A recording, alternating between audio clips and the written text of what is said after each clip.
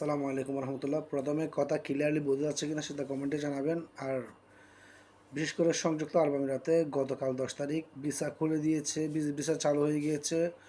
এই বিষয় নিয়ে অনেক হইচই চলতেছে এবং বিভিন্ন কন্টেন্ট ক্রিয়েটার ইউটিউবাররা বিভিন্ন বিষয়ে এই বিষয় নিয়ে ভিডিও রেডি করতেছে। সবাই জিজ্ঞাসা করতেছে আসলে কথাটা কতটুকু সত্য, আদৌ কি ভিসা চালু হয়েছে কিনা বাংলাদেশিদের জন্য।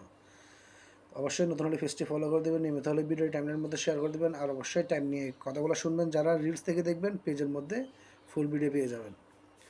প্রথমত আপনাদেরকে আমি এর আগেও বলছি, গতকালকেও বলছি যে ভিসা চালু হয়েছে, কিন্তু সেটা সবার জন্য না। প্রথমে কথাটা আপনাকে বুঝতে হবে। আপনি মনে করতেছেন আপনার জন্য ভিসা চালু হয়েছে, আপনি সেটা নিয়ে ওইখানে গিয়ে ভিসাটার স্ট্যাটাস চেঞ্জ করে আপনি কাজ করবেন, ওই রকম ভিসা না এটা। এটা হচ্ছে যারা ওইখানে সংযুক্ত আরব আমিরাতের মধ্যে অবস্থান করতেছেন, ওনারা চাইলে ওনাদের রিলেটিভ, অর্থাৎ ওনাদের মা হতে পারে, ভাই হতে পারে, বাবা হতে পারে, আত্মীয় স্বজন হতে পারে, ওনাদেরকে জাস্ট ভ্রমণের জন্য, ঘোরানোর জন্য এখানে নিয়ে যাবে। নিয়ে নির্দিষ্ট একটা টাইম আছে, 1 মাসের আছে, 2 মাসের আছে, 3 মাসের আছে, অথবা 30 দিন, 60 দিন, অথবা 90 দিনের ভিসা নিবে। ঘোরাঘুরি শেষ, তারপর পুনরায় তাদেরকে দেশে চলে আসতে হবে। না হলে কিন্তু যে নিয়ে গিয়েছে ওনারও সমস্যা হবে, ওনাকেও দেশে একবারে চলে আসতে হবে এবং ওনার ওইখানে প্রবলেম হবে। তো এই বিষয় নিয়ে কিন্তু আরও অনেক ভিডিও রেডি করছি। যদি ফুল কথা যদি শুনতে চান, অবশ্যই পেজ থেকে ফুল ভিডিও রয়েছে। এখানে 30 মিনিটে সব কিছু, 30 সেকেন্ডে বুঝতে পারবেন না।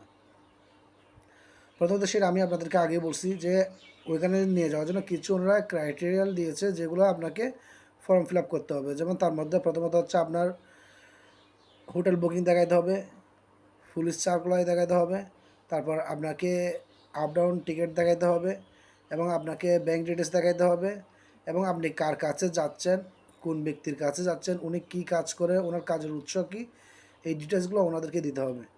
দেওয়ার পর ওনারা এই জিনিসটা অ্যানালাইসিস করবে। অ্যানালাইসিস করার পর ওনারা দেখবে যদি ওইখানে ন্যূনতম পরিমাণে ওনাদের যদি ভুল মনে হয় যে এখানে কোনো একটা সাবজেক্ট ওনাদেরকে অফ লাগতেছে বা সেটা আপনাদের পজিটিভ লাগতেছে না ওনাদের কাছে, তাহলে ওনারা ভিসা রিজেক্ট করে দিতে পারে। কিন্তু যদি ওনারা ভিসা রিজেক্ট করে দেয়, তাহলে কিন্তু আপনি ফিডব্যাক যে টাকাগুলো ওনাদেরকে দিয়েছেন প্রসেসিংয়ের জন্য, সেগুলো আপনি ব্যাক পাবেন না।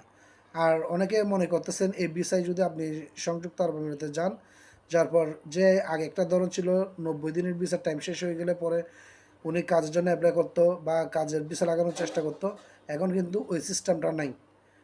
অর্থাৎ আপনি এই ভিসায় যদি যান, তাহলে আপনি এখানে শুধু ভ্রমণ ছাড়া আর কিছু করতে পারবেন না। যদি ওইখানে এর একদিনও বেশি থাকেন, তাহলে কিন্তু যে আপনাকে নিয়ে গিয়েছে ওনারও সমস্যা হবে, আপনারও সমস্যা হবে।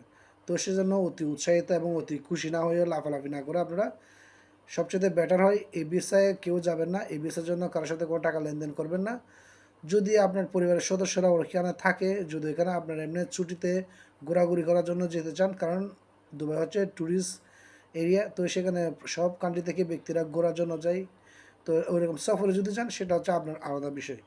আর যদি আপনি মনে করেন 30 দিন বা 60 দিন বা 90 দিনের ভিসার প্রসেসিংয়ে আপনি যাবেন, যাওয়ার পর পরবর্তীতে আপনি সেখানে কাজের ভিসা লাগাবেন, কাজ করবেন, সেটা কিন্তু দিমাগ থেকে একদম ছেড়ে ফেলে দিন, কারণ এটা সম্ভব না।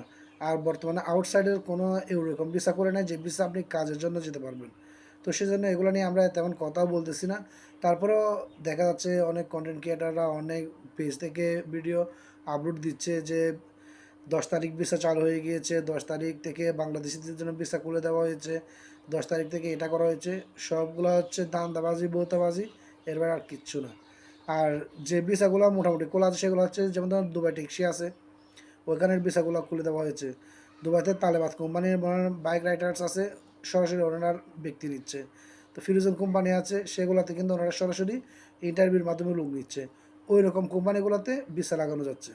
এমনি যেটা লেবার ক্যাটাগরি, যেটা নর্মাল প্রসেসিং এক কোম্পানি থেকে অন্য কোম্পানিতে, বা ছোটোখাটো যে মুদির দোকান বলেন, শপ বলেন, সেগুলোতে যেরকম ব্যক্তিবর্গ নেই, সেগুলো কিন্তু এখনও নেওয়া হচ্ছে না।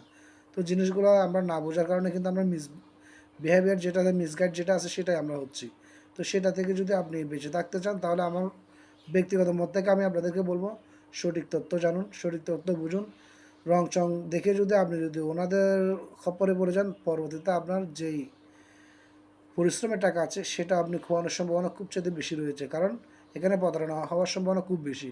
এখনও দুবাই থেকে কোনো এরকম অ্যানাউন্সমেন্ট করা হয়নি, বা যারা ভিসা প্রসেসিংয়ের কাজ করে, এরকমও কোনো পেজ থেকে আপনি দেখবেন না বলা হয়েছে বাংলাদেশিদের জন্য আউটসাইডের ভিসা করে দেওয়া হয়েছে। আশা করি বুঝতে পারছেন। তারপর যদি না বুঝেন, কমেন্ট বক্সে কমেন্ট করবেন, ইনশাআল্লাহ উত্তর দেওয়ার চেষ্টা করবো। আসসালামু আলাইকুম রহমতুল্লাহ।